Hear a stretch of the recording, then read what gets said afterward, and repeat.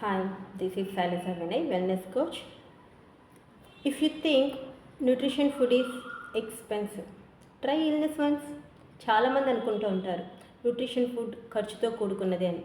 మనం ఒకసారి అనారోగ్య పాలై హాస్పిటల్కి వెళ్తే ఎంత ఖర్చు పెడుతున్నామో ఆలోచించండి.